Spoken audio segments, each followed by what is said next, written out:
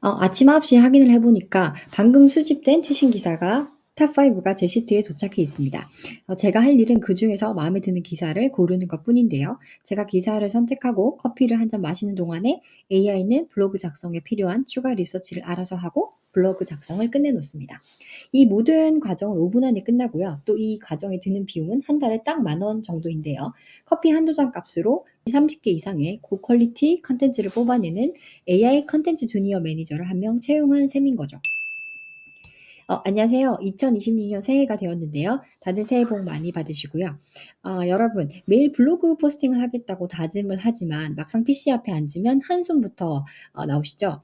기사를 찾고 읽고 요약하고 또 내 생각까지 버무려서 글 한 편을 마무리하다 보면은 하루가 훌쩍 지나가는데요. 물론 갑자기 막 쓰고 싶은 글이 생긴다면 속도가 좀 빨라질 수 있겠지만 이 블로그를 매일 또는 정기적으로 쓰는 건 정말 어려운 일인데요. 그래서 저는 저 대신에 월급 딱 1만 원 받는 전담 컨텐츠 매니저를 한 명 채용했습니다. 제가 관심 있는 주제의 최신 기사를 선정하고 제가 승인을 하면 추가 리서치를 거쳐서 블로그를 작성을 하는 저만의 AI 컨텐츠 에이전트입니다. 오늘은 어떻게 이런 시스템을 만들 수 그 방법을 같이 한번 알아보도록 하겠습니다. 네. 제 컨텐츠 매니저, 블로그 매니저는 총 3 가지 일을 하는데요. 수집된 기사 가운데서 탑 5를 선정하고 그리고 블로그 작성을 위해서 추가 리서치를 하고 그리고 실제로 블로그를 작성하는 일입니다. 저는 이 워크플로우를 N8N에서 만들었는데 워크플로우 상으로는 2개로 나눌 수 있습니다. 우선 제가 원하는 소스들에서 기사를 가져와서 GPT-4o 미니가 탑 5를 선정해서 그리고 그 결과를 구글 시트에 차곡차곡 쌓는 첫 번째 업무, 첫 번째 워크플로우고요.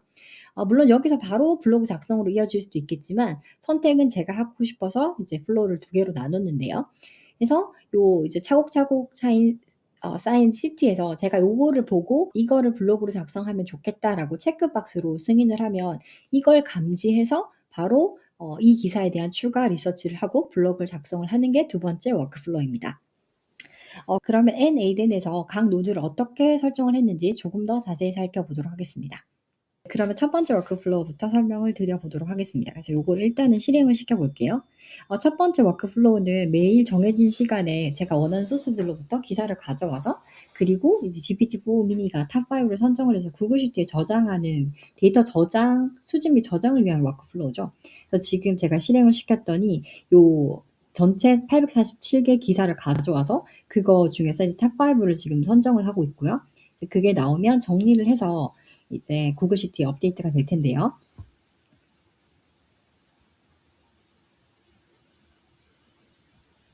네. 지금 5개가 선정이 돼서 업데이트가 되고 있습니다.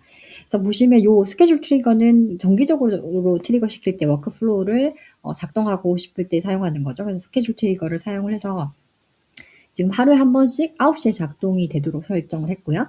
두 번째는 이제 7 개의 소스를 해서 제가 소스를 가져올 텐데 이걸 하나씩 하나씩 뭐 RSS 리드든 아니면 HTTP 노드로 호출을 해도 되겠지만 요렇게 다 나열하는 것보다는 하나로 정렬해서 데이터를 집어넣어서 하나씩 집어넣는 게 좋을 것 같아서 요게 집어넣는 게 좋을 것 같아서 요 에디 필드라는 데이터를 뭐 가공하거나 정리할 수 있는 요 에디 필드에 제가 원하는 고 사이트들을 요 어레이 값으로 요게 스트링이든지 어레이든지 선택을 할 수 있거든요.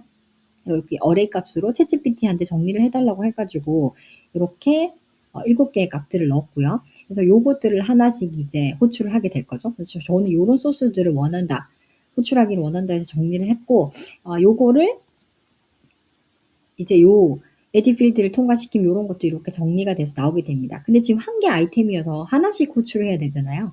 그래서 요거를 7개 아이템으로 나눠주기 위해서 스플릿 아웃이라는 노드를 사용해서 간단히 통과시켜서 7 개로 만들었고요.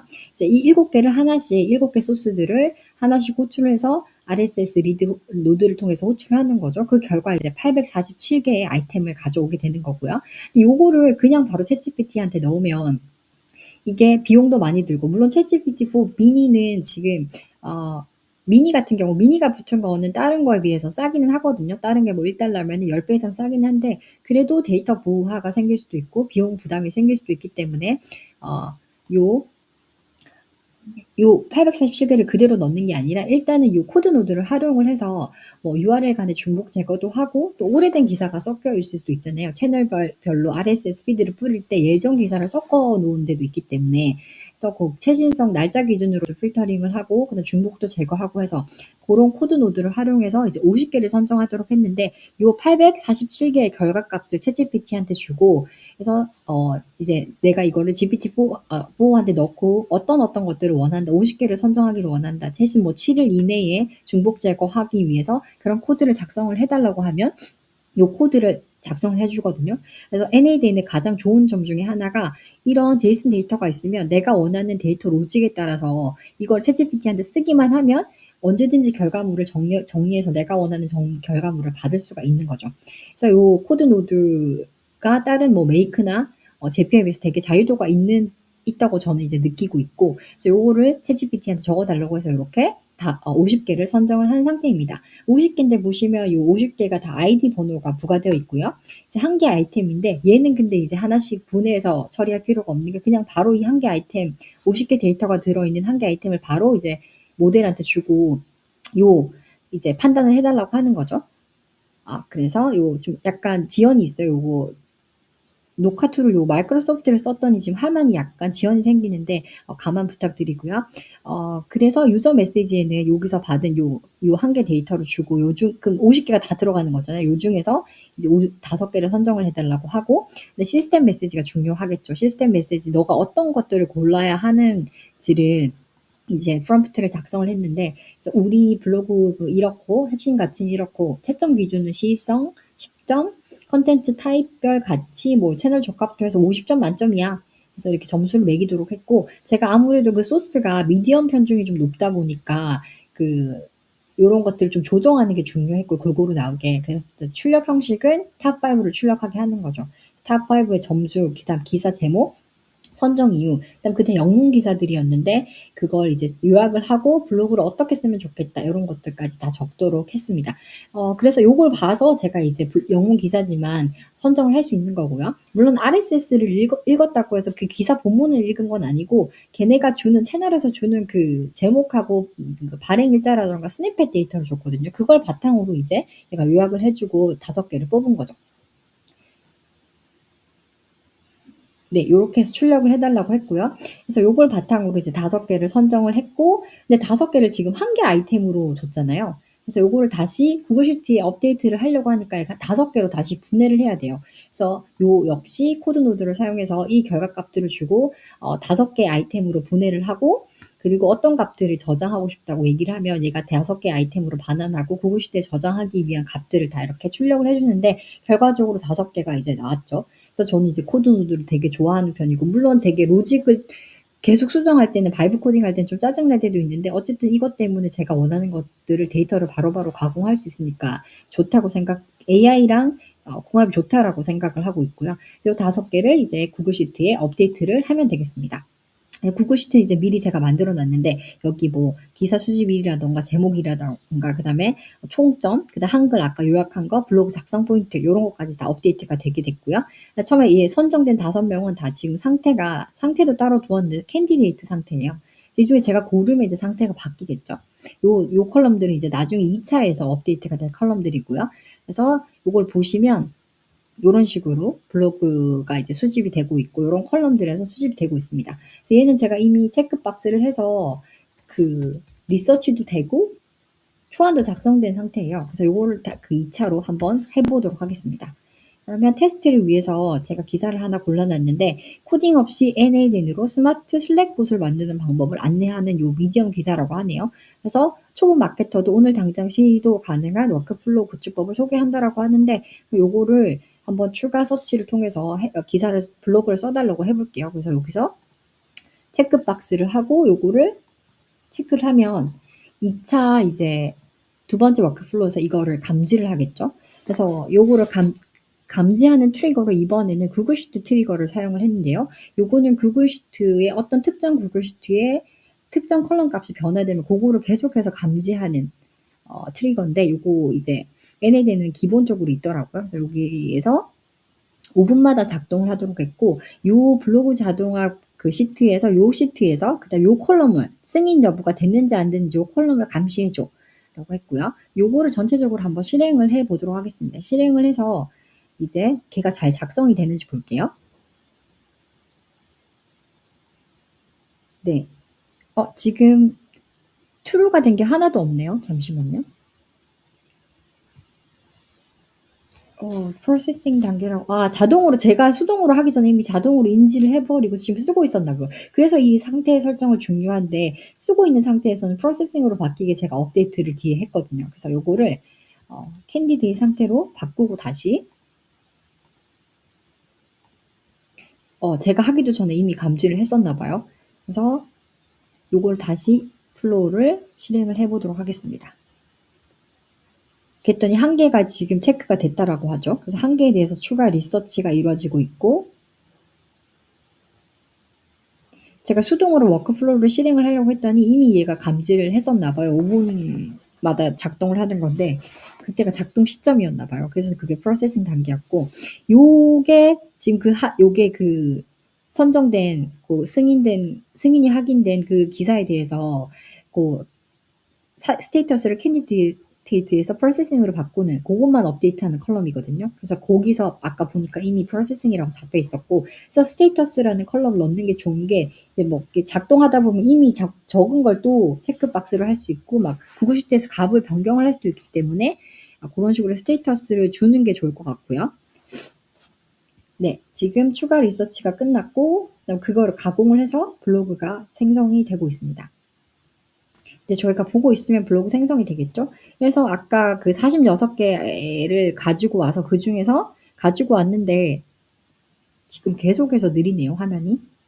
네, 그래서 그 아까 블로그 체크리스트에 그 블로그 시트에 46개 기사가 있었는데 그걸 다 가지고 와서 그 중에서 이제 제가 추가 리서치를 하고 싶은 거를 감지를 해야 되겠죠. 그래서 그 승인 여부 컬럼이 전 지금 이게 불린 값으로 설정을 했는데 걔가 아까 체크박스 true였잖아요. 그래서 true일 때 그리고 스테이터스가 뭐 프로세싱이나 드래프티드 완성된 게 아니라 캔디데이 있을 때 요 두 가지 조건을 end로 만족했을 때 이제 다음 true 노드로 간다는 건데 그 중에 아까 그 기사 그래서 그 N8N으로 스마트 슬랙본 만드는 거 그거 하나가 지금 true 상태고 그 다음에 캔디데이트 상태죠. 그래서 걔를 인식을 했고 나머지는 다 이제 false 상태로 갔습니다. 그럼 요거에 대해서 기사를 쓰는 거겠죠. 그래서 여기를 뭐 체크박스 하기 싫으시다 하시는 분들이 똑같이 스트링으로 놔두고 그 값을 그냥 승인이라고 해도 인식을 하는 거고요. 어쨌든 두 가지 조건으로 조금 더 안전하게 실행되도록 만들었습니다. 그래서 여기서 승인된 거를 가지고 아까 말씀드린 것처럼 여기서 간단하게 업데이트를 해주는 거죠. 두 번째 중복적으로 작동하지 않도록 프로세싱 상태에 지금 잡아가지고 처리하고 있어라는 거를 알려주는 거고요. 그래서 추가 리서치가 이루어지는 거, 그 기사에 대해서 추가 리서치가 이루어지는데 이게 중요하겠죠. 그래서 요 기사들을 주는데 어떤 식으로 그러면 요 기사를 분석을 해서 블로그 작성에 필요한 추가 리서치를 하라고 하는데 이게 유저 메시지고 시스템 메시지가 중요하겠죠. 이 시스템 메시지가 그래서 너는 우리 그 자동화 연구소의 컨텐츠 매니저다. 그래서 요렇게 추가 리서치를 해라. 아까는 이제 기사 선정을 시켰다면 추가 리서치 요런 식으로 해라라고 알려주는 거죠. 그래서 원문 기사를 반드시 확인하고 원문 기사를 두세 문장으로 요약하고 단락별로도 요약하고 강점과 약점을 분석해서 어떤 식으로 블로그 포인트, 작성 포인트에 맞게 어떻게 블로그 완성도를 높일 건지 추가적으로 필요한 정보를 추가 리서치를 실행을 해라. 그래서 이런 식으로 추가 할 수 있다라고 얘기를 했고요. 그래서 추가를 했다면 이제 출력 형식은 원문 내용에 대해서 분석한 내용, 그다음 추가 리서치 어떤 것들을 했는지 그 결과를 알려달라. 그래서 블로그는 어떻게 만드는 게 좋은지 이런 결과들을 이제 퍼플렉시티한테 달라고 했습니다. 퍼플렉시티는 이제 챗GPT나 제미나이 등에 비해서 똑같이 검색 기능이 있지만 뭔가를 시켰을 때 검색을 좀 더 많이 해서 그 소스들을 표시를 하면서 이걸 종합적으로 잘 해석해내는 능력이 조금 더 좋은 것 같더라고요. 그래서 여기서 퍼플렉시티를 썼고요. 그래서 요거를 추가 정보로 해서 가져오도록 하고 그다음에 이제 얘가 추가 리서치를 해준 결과죠. 요거를 그대로 추가 리서치를 한 결과를 챗GPT한테 넣으면 이게 너무 정리가 안 되잖아요. 그래서 LLM이 조금 더 읽을 수 있도록 이 기사의 제목은 뭐고 그다음 URL은 뭐고 발행일은 언제고 블로그 작성 포인트는 뭐고 여기 있는 정보들을 떼가지고 이제 할 수 있도록 역시 코드 노드로 정리를 했고요. 그래서 이렇게 원문 조사 결과야 이렇게 해가지고 줬고요. 이제 마지막으로 블로그 생성하는 게 중요하겠죠. 그래서 블로그 생성할 때는 요 정보들을 바탕으로 박경화 스타일로 블로그를 생성해 주세요라고 앞에서 받은 정보들 요걸 하나씩 다 떼어서 넣어 주고요. 이게 유저 메시지라면 역시 이제 시스템 메시지가 계속 최적화해야 되는 대상인데 여기서는 이제 제 스타일로 블로그가 나올 수 있도록 우리 블로그가 어떻고 뒤에 글쓰기 스타일은 어떻고 블로그 뭐 타입은 뭐 어떤 것들이 있고 그다음에 시각화 가이드는 어떻고 난 브런치에서 쓸 거니까 요런 것들 형식으로 해 가지고 해 줘. 라고 이제 정의를 한 거고요. 이제 블로그를 쓰시는 분들은 기존의 데이터가 있을 거니까 그거를 챗GPT나 AI한테 분석을 시켜가지고 어떤 식으로 내 블로그 스타일을 만들 수 있는지 이렇게 프롬프트를 만들어 보실 수 있을 것 같고, 아니신 분들은 처음에 이제 일반적인 프롬프트를 시작을 하겠지만 그 결과물을 바탕으로 계속해서 요거를 업데이트를 해 나가야 되는 거죠. 저 역시도 지금 완성형은 아니고 계속해서 결과물을 보면서 요거를 스타일을 다듬어 가야 될 것 같고요. 출력 형식도 이렇게 블로그 제목 뭐고 블로그 유형은 그래서 본문은 뭐 이렇게 해달라고 정의를 했습니다. 그래서 요걸 통해서 이제 결과가 나왔고 그걸 이제 마지막에 아까 똑같은 동일한 시트에 이제 업데이트를 하죠. 이번에 업데이트하는 내용은 아까 게 아니라 이제 드래프트 T로 바뀌었다. 그다음에 리서치 결과도 나 같이 보고 싶으니까 이것도 좀 포함시켰고요. 블로그 초안이 나왔고 초안 작성 일시까지 해서 업데이트가 되었습니다. 그래서 여기 보시면 요 이제 어떤 리서치를 했는지 하고 어떤 블로그가 이제 초안이 작성이 됐는데 저게 얼마나 퀄리티가 있고 제가 얼마나 수고를 덜 수 있을지 한번 여기서는 보기가 힘드니까 이거를 챗GPT한테 읽기 좋게 좀 정리를 해달라고 할게요. 네, 요거를 일단 리서치 결과부터 확인을 해볼게요. 리서치 결과를 복사를 해서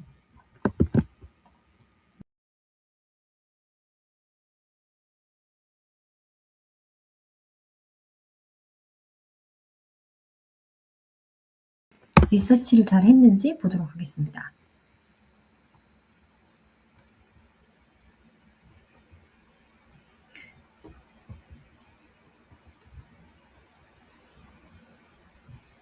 그래서 내용은 유지하되 사람이 읽기 좋은 형식으로 보여준다고 하는데 원문을 일단 요약해달라 그랬죠. 그래서 이 기사는 NAD를 처음 사용하는 초보자를 대상으로 슬랩봇을 만드는 과정을 단계별로 설명하는 기사라고 하네요.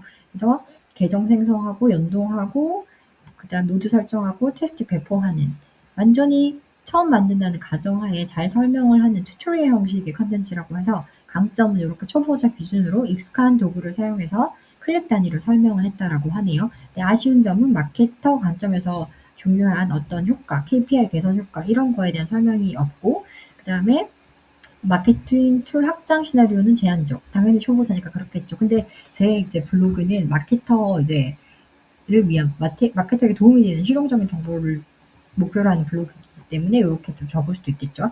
그래서 한국 마케터 기준으로 중요한 어떤 요금이라던가 한국어 리소스, 국내 호스팅 환경 이런 거는 다뤄지지 않았다. 그냥 얘기만 하고 있다. 그래서 얘기를 하고 있고요. 그래서 추가 리서치는 자기가 초보자 튜토리얼도 찾아봤고 마케팅 AI 관점에서 실전 활용 사례를 수집해 봤다고 하고요. 비개발자 시점에서 설명 자료도 탐색을 해봤다고 합니다. 그리고 호스팅 최소 지식도 한번 정리를 해봤다고 하고요.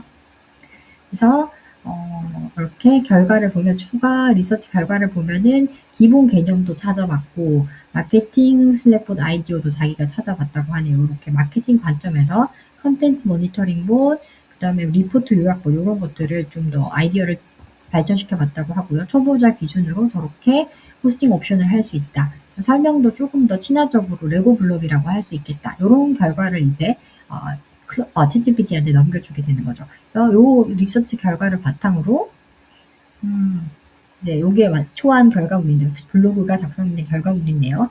이것도 역시 그러면 똑같이 정리를 해달라고 해보겠습니다. 그래서 좋게 이제 블로그 초안이죠. 저는 이제 요걸 가지고 브런치에 붙여놓고 단락을 다 떼고 이제 뭐 글자 크기를 조정하던가 뭐 이런 작업을 해야 되는데 내용도 당연히 최종본을 완성해야 되고요.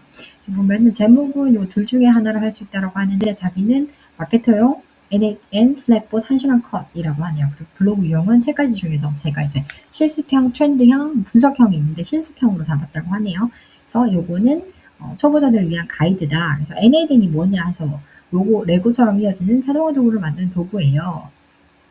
그래서 일단은 클라우드가 가장 쉽습니다. 자기가 추가 서치한 내용을 바탕으로 이제 블로그 첫 번째 부분을 적어주고 있네요. 그래서 요거는 이제 그 기사 핵심 내용인 것 같은데 어떻게 바로 10분 컷으로 만들 수 있는지 그것들을 설명을 하고 있고 여기서 과정 많이 막히는데 권한 설정을 해야 된다.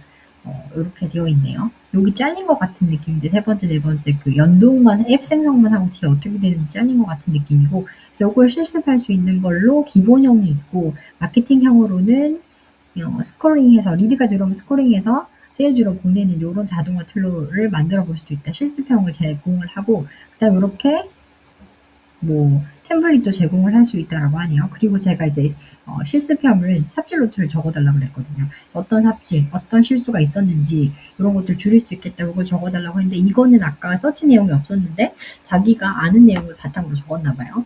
그리고 한국 시장에서는 이모지, 우선순위 시각화, 그 다음에 채널톡, 웹훅 연결하는 거 뭐 이런 게 있다라고 하고 카카오톡 알림톡 이런 것들을 HTTP 리퀘스트로 연동이 가능하다고 하고요. 그다음에 요렇게 아까 마케팅 측면에서 확장 가능한 이런 슬랙 봇이 아니라 아이디어 봇 이렇게 얘기를 하고 그래서 요렇게 블로그를 적을 수 있다라고 하는데 제가 적어달라고 하는 그 실무용 스타일을 따르긴 했지만 약간 말이 짧고 여기서 제가 내용을 확인하면서 조금 더 넣어야 되는 내용들은 추가해야 되고 완성해야 되는 부분이 있겠지만 어쨌든 제목이라던가 구성을 어떻게 해야 되는지 요 중에서 뺄 건 빼고 넣을 건 넣고 해가지고 구성을 치고 빼서 바로바로 고민할 필요 없이 글만 좀 완성하면 될 것 같은 느낌이죠. 아직은 완벽하진 않지만 그래도 제 블로그 작성 시간을 50% 이상 줄여줄 수 있을 것 같습니다. 그리고 이 블로그 작성하는 데는 총 5분도 안 걸렸거든요. 한 개 AI 모드에서 시간이 걸리긴 했는데 1, 2분씩 걸리긴 했는데 그래도 블로그 하나 작성에 5분을 넘지는 않았죠. 그러면 비용적인 측면을 한번 확인해 볼게요. 챗GPT를 GPT-4 미니로 탑5를 선정할 때하고 블로그를 쓸 때 GPT-5를 사용했죠. 그래서 그게 비용이 지금 0.34로 잡혀 있는데 오늘 제가 이거 하기 전에 오늘 비용이 0.023이었거든요. 그래서 0.11이 추가가 되었고요. 그다음에 퍼플렉스티 같은 경우에는 지금 제일 저렴한 소나 모델을 썼는데 퍼플렉스도 이걸 하기 전에는 지금 밸런스가 9.69였는데 이걸 하나를 리서치를 하니까 0.02가 차감이 되었어요. 그래서 둘이 합치면 뭐 리서치하고 기사 선정하고 블로그 작성하는데 0.13 달러가 든 거죠. 그러니까 150원, 160원이 든 건데 이걸 한 단위 기준으로 30개를 작성한다고 하면 4,500원, 5,000원의 비용이 발생하는 겁니다.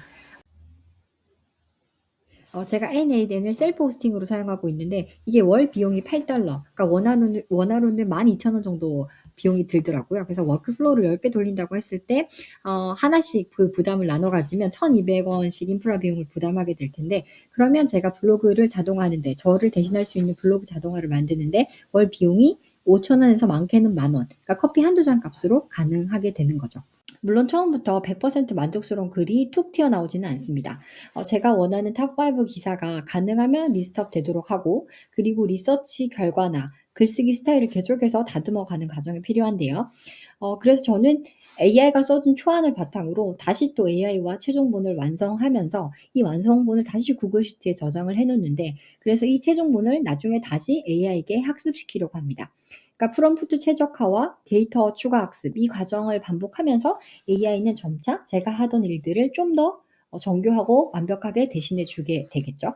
네. 다음 영상에서는 이 컨텐츠 매니저에게 "이 기사에 대해서 추가 리서치를 하고 블로그 작성해서 바로 같이 한번 완성해 볼까?"라고 할 수 있도록 N8N 워크플로우를 클로드에 연결해서 사용하는 방법을 소개해 보도록 하겠습니다. 앞으로도 여러분의 시간을 아껴줄 수 있는 새로운 AI 툴과 자동화 방법 등을 꾸준히 소개해 할 테니까요. 구독과 알림 설정 해 주시고요. 궁금한 점은 댓글로 남겨 주시면 감사하겠습니다. 감사합니다.